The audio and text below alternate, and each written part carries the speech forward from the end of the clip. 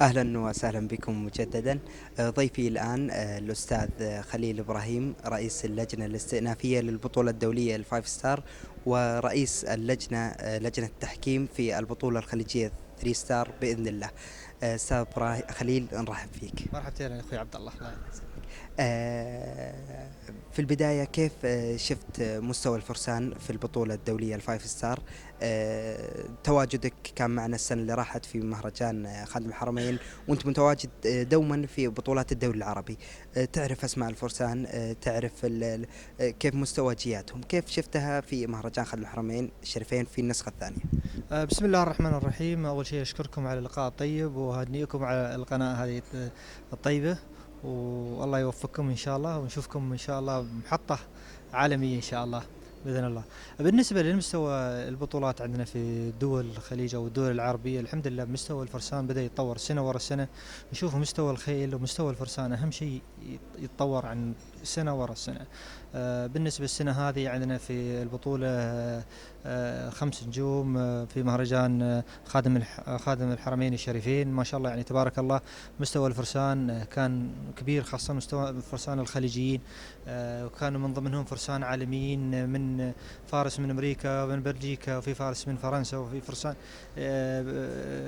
يعني ما شاء الله المستوى كان كبير بالنسبة لمستوى الفرسان اللي موجودين الكبار. بس ما شاء الله أبهرونا الفرسان الخليجيين خاصة في أشواط الجوائز الكبرى. ما شاء الله في شوط الجائزة الكبرى فاز الفارس عبد الله الشربتري المخضرم، ما شاء الله المستوى كان عالي جدا في شوط الجائزة الكبرى. والشيخ علي بن خالد الثاني من دولة قطر، ما شاء الله أداءه كان رائع جدا، وخاصة الفريق القطري أدائهم كان جيد. وأيضا صاحب السمو الملكي الأمير عبد الله بن متعب آل سعود، ما شاء الله مستوى بعد متطور جدا في هذه البطولة. ونتمنى إن شاء الله تكون البطولات الثانية إن شاء الله يعني تعطي حافز أكثر للشباب وتطور إن شاء الله، خاصة حق في أبو ظبي إن شاء الله، تكون في دولة الإمارات العربية المتحدة، تكون بطولة تأهيل الأمم، فرق الأمم في برشلونة إن شاء الله حق 2014 إن شاء الله. بس نتمنى أن مستوى الفرسان يكون أحسن أدائهم في بطولة الأمم إن شاء الله في نهائي برشلونة، يكون أفضل من السنة الماضية. وإن شاء الله يعني على المستوى الموجود نشوف يعني إن شاء الله مستواهم يكون لهم أداء طيب إن شاء الله تعالى.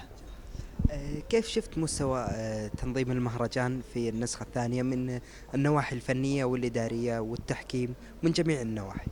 بالنسبة للتنظيم ما شاء الله يعني أنا حضرت أول مرة في أول بطولة في المهرجان السنة الماضية. السنة هذه ما شاء الله يعني يبين، لأني أنا كنت حاضر من أول بطولة والبطولة الثانية، أشوف فيه ما شاء الله في تطور في تنظيم البطولة. بالنسبة للناس ما شاء الله تعودت على المكان.